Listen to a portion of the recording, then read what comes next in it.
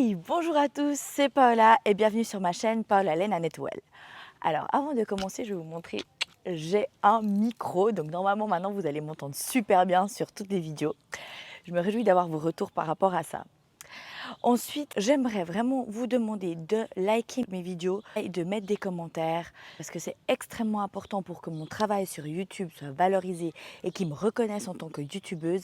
J'ai vraiment besoin que de votre part, vous jouiez également le jeu et que il y ait des retours de votre part ou en tout cas des partages et des likes. Maintenant, donc, venons au vif du sujet. Aujourd'hui, j'aimerais répondre à une question que plusieurs d'entre vous m'avaient posée sur les réseaux sociaux, mais également en direct. Et la question est la suivante. Comment avoir un ventre plat? Donc déjà, avant de commencer cette vidéo, j'aimerais faire une distinction entre un ventre plat, donc sans ballonnement, et un ventre dessiné avec le six-pack. Ce sont deux choses différentes. Pour le six-pack, il va falloir une alimentation extrêmement saine. Et ici, ce n'est pas vraiment le sujet de cette vidéo. Par contre, je vais vous parler plutôt de comment on va faire pour avoir un ventre plat. Donc, sans ballonnement, parce que évidemment, si vous avez souvent des ballonnements, c'est que quelque chose ne joue pas dans votre hygiène de vie. Donc, point numéro 1, l'alimentation. Pour avoir une alimentation saine, vous devez avoir une alimentation équilibrée. C'est-à-dire que vous devrez mettre un accent sur vos macros. Il va falloir qu'il y ait un équilibre entre la quantité de lipides qu'il y a dans vos assiettes, de glucides et de protéines, afin que votre corps absorbe correctement les aliments. Un petit conseil que je peux vous donner, c'est que 80% de votre semaine, vous mangez healthy, équilibré, et l'autre 20%, c'est là que vous pouvez peut-être vous consacrer quelques cheat meals. Normalement, ça fait 1 ou 2 par semaine. Et puis peut-être de temps en temps, peut-être, voilà, si vous avez envie d'une petite pâtisserie ou d'un petit biscuit. L'important, c'est d'être équilibré et de ne pas être dans la restriction afin de pouvoir durer dans le temps et qu'on trouve vraiment un équilibre de vie où on se sent bien. Et c'est que comme ça qu'on arrivera à avoir une bonne forme et pas en faisant régime sur régime parce que finalement, ça sera sur le court terme. Donc en ayant une alimentation équilibrée, comme je vous disais avant, c'est comme ça que nous réussirons à avoir également meilleure digestion et ainsi diminuer les ballonnements. Une chose très importante, c'est le fait également de ne pas trop manger ni de ne pas trop peu manger non plus, parce que j'entends plusieurs personnes qui me disent mais Paola, mais moi, je mange quasiment rien, je mange qu'une fois par jour et pourtant j'arrive pas à perdre du poids, j'ai toujours des ballonnements. Donc ce n'est pas le fait de manger peu qui vous fera ne pas avoir de ballonnements, mais c'est le fait de manger correctement et d'une façon équilibrée. Donc un autre conseil que je peux vous donner, c'est déjà de travailler sur vos sensations. Et lorsque vous sentez que vous commencez à être plein, arrêtez de manger. Mangez également uniquement quand vous avez faim et pas quand c'est l'heure de manger. Parce que comme ça, le corps, il se sature. Je veux également parler du jeûne intermittent. Parce que c'est quelque chose qu'en tout cas pour moi, ça fonctionne extrêmement bien. Quand je le fais, j'ai tout le temps le ventre plat. Tout simplement, pas parce que ça vous fait perdre du poids, mais parce qu'en fait, ça laisse quelques heures à votre organisme pour... Il y a un chien chez le voisin. Oh my God. Bon. Ça laisse à votre organisme le temps de pouvoir assimiler correctement les aliments et pouvoir également se reposer. Et c'est ça qui donnera le fait que vous aurez votre ventre plat et en forme. Moi, en tout cas, ça marche super bien et je vous conseille de l'utiliser. Moi, normalement, je ne soupe pas le soir.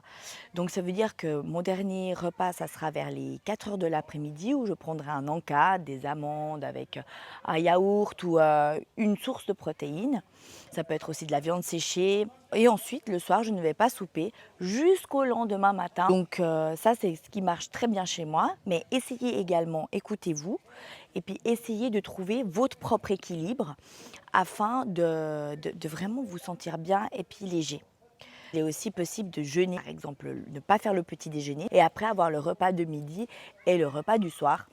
C'est vraiment à vous de trouver votre équilibre. Point numéro 2, l'hydratation. J'ai toujours ma petite bouteille d'eau avec moi, hein. Important de toujours boire. Et ça, je vous laisse ici la vidéo hydratation qui est extrêmement importante et s'il vous plaît, allez la voir parce qu'elle va vous changer votre vie. Toutes les personnes qui l'ont vue m'ont dit, mon Dieu, ça a tout changé chez moi. Et vraiment, l'hydratation est essentielle pour ne pas manger quand vous n'avez pas faim, pour éliminer les toxines, pour diminuer la cellulite. Allez voir cette vidéo, vous verrez, c'est une pépite d'or qui va changer votre hygiène de vie. Ce qui est également très important pour savoir si vous êtes suffisamment hydraté, c'est de regarder, c'est pas très charmant, je l'avoue, mais c'est de regarder la couleur de vos urines. Si les urines sont claires, voire transparentes, c'est bon signe, c'est que vous êtes suffisamment hydraté. Par contre, si elles sont jaunes, jaunâtres, vraiment foncées, c'est que vous n'êtes clairement pas assez hydraté. Point numéro 3, et des entraînements adaptés à tes objectifs. Si ton objectif est d'avoir le six-pack, c'est pas en faisant des abdos et encore des crunchs et des crunchs que tu vas les avoir. Avant tout, il va falloir sécher la graisse qu'il y a par-dessus. Donc, on a des endroits ou d'autres, ça dépend des personnes. On a plus tendance à perdre plus rapidement et d'autres personnes ont tendance à perdre plus rapidement à d'autres endroits. Donc, parfois, malheureusement, le gras et surtout celui qui est placé juste sous le nombril, on le connaît tous très bien, il est parfois difficile à perdre. Et c'est pour ça que je vous conseille, pour dessiner et perdre le maximum de gras, je vous conseille de faire des entraînements HIIT. Il y en a plusieurs sur ma chaîne.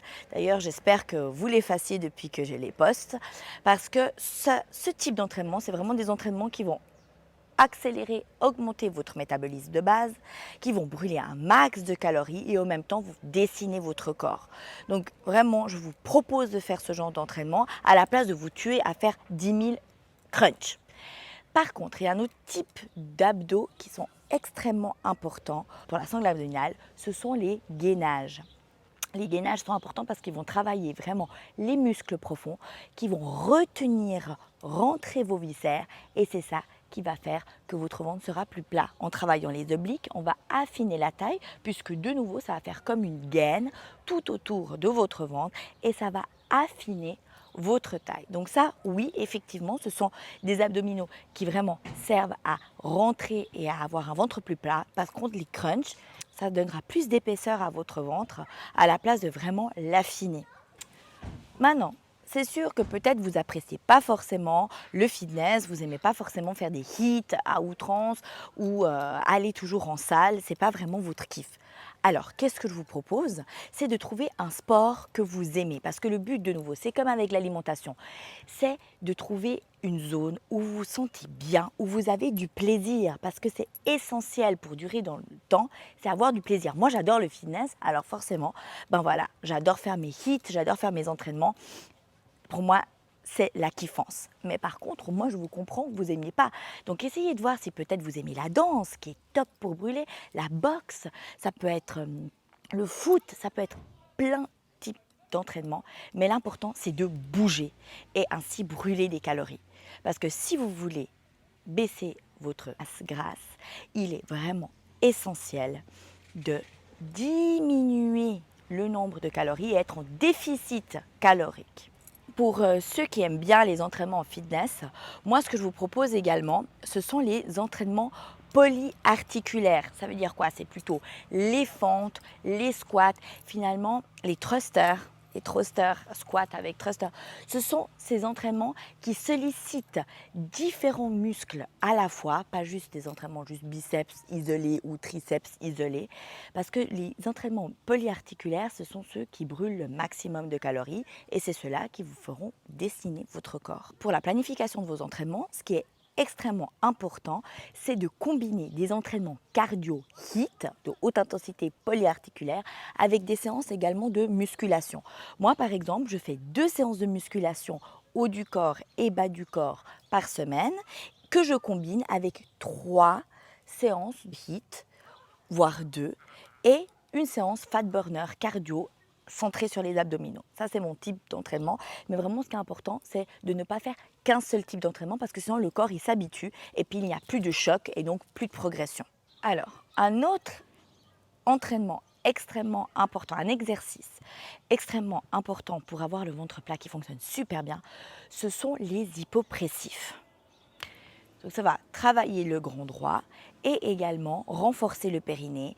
Et ça, c'est un type d'entraînement à faire en parallèle de vos entraînements abdos. C'est en plus, par exemple, vous êtes au bureau, vous pouvez faire ça partout dans la voiture, quand vous êtes à la maison en train de cuisiner, vous pouvez faire ça partout, c'est super pratique, mais il faut juste être régulier et vous verrez, ça aussi, ça donne énormément de résultats. En plus de ça, c'est un entraînement qui est vraiment top également pour la posture parce qu'on va renforcer la sangle abdominale et puis elle est essentielle pour avoir un dos droit et aussi diminuer les douleurs dorsales. Et en plus de ça, les hypopressifs aident énormément pour avoir un bon transit intestinal. Vous placez les deux mains sur votre ventre pour bien sentir le mouvement. Vous inspirez au maximum, vous remplissez le ventre d'air et les poumons. Et ensuite, vous commencez à expirer tout cet air jusqu'à ce qu'il n'y ait plus d'air dans vos poumons. Et vous restez en apnée un certain temps avec le ventre totalement rentré.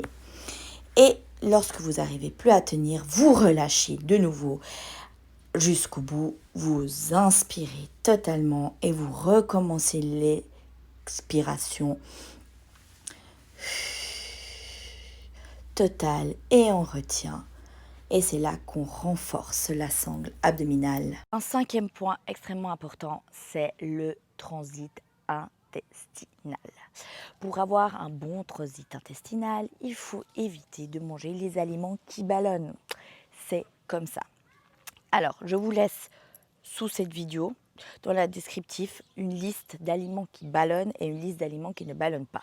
Mais en quelques mots, les aliments qui ballonnent, par exemple, ce sont les aliments transformés, comme par exemple les biscuits, les chips, tout ce qui est industriel. Par exemple, les boissons gazeuses, ça aussi, ça ballonne facilement. Le fait de boire avec la paille, il y a de l'air, on ingurgite de l'air, donc également, ça va augmenter les ballonnements. Donc, si je peux vous donner 2-3 aliments comme ça qui aident à ne pas être ballonné, c'est par exemple les amandes, l'avocat, ça peut être également la banane. Ce sont tous des aliments qui sont bons, ou les viandes qui ne sont pas grasses, parce que les viandes grasses, par contre, celles-là, elles ballonnent. Quoi qu'il en soit, allez regarder la liste que je vous ai mise en bas, elle vous aidera beaucoup à prendre conscience des aliments qu'il faut manger ou plutôt pas manger. Point numéro 6. Keep cool, stay cool, ok? On ne se stresse pas. Plus vous allez être axé sur le fait « Oh mon Dieu, je perds pas du poids, oh mon Dieu, oh mon Dieu, oh mon Dieu, mon Dieu, mon Dieu, comment je vais faire, mon Dieu, je veux absolument perdre du poids, mon Dieu, je suis absolument dans le stress, je dois partir en vacances et puis j'ai toujours pas perdu le poids que je voulais. » Et puis ça va être chaque fois pire pour vous. Détendez-vous. Ayez du plaisir à manger équilibré, ayez du plaisir à faire du sport. Arrêtez de vous peser continuellement parce que la balance, elle veut rien dire, surtout quand vous faites du sport, parce que le muscle, il pèse beaucoup plus lourd que la graisse. Donc mesurez-vous surtout, mais pas tous les jours. Ça ne sert à rien. Une fois toutes les 2 semaines, ça suffit largement. Pour pouvoir changer, on doit se sentir bien dans sa peau, on doit s'accepter comme on est. Et c'est que comme ça, quand on lâchera prise, que réellement les vrais changements arriveront dans notre corps. Numéro 7, le dernier et je pense peut-être le plus important.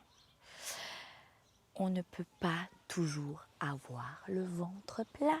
C'est évident, c'est impossible. On mange, c'est normal, le ventre il va gonfler. Il suffit qu'on ait fait un cheat meal le jour d'avant, c'est normal, on va se réveiller, on n'aura pas le ventre plat. Il suffit qu'on boive un peu trop de coca ou qu'un jour, je ne sais pas, qu'on ait bu un peu trop d'alcool, c'est aussi pas possible d'avoir le ventre plat.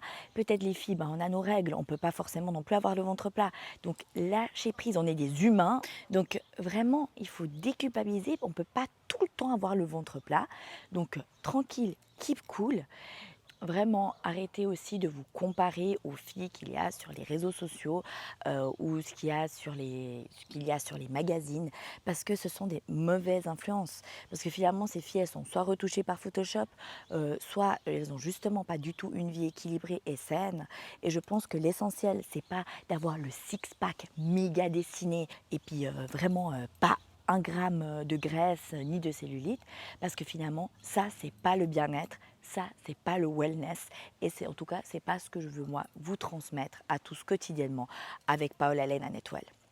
Voilà, je pense que je vous ai un tout petit peu tout dit. Je tiens à vous remercier pour tous les commentaires que vous me laissez sur Instagram, sur Facebook. Pour moi, c'est super important tous ces commentaires. Et je répète, s'il vous plaît, c'est extrêmement important si vous voulez continuer à voir ce genre de vidéos. C'est important que vous puissiez les partager, en tout cas mettre des likes, en tout cas aussi vous abonner à la chaîne si ça vous intéresse, mais pour que ça puisse continuer et que YouTube me reconnaisse en tant que youtubeuse et qu'il reconnaisse mon travail, il faut vraiment que vous soyez un minimum actif pour que je puisse continuer cette activité. Voilà, je vous fais des gros bisous. Je vous souhaite un magnifique été à tous. Je suis en train de préparer des petits projets qui me tiennent énormément à cœur. Ils seront bientôt un tout petit peu plus publics, mais en tout cas, j'espère que ça vous plaira. Et tous, n'hésitez pas à me laisser des questions là en bas. Je me ferai un plaisir de vous répondre. Ciao!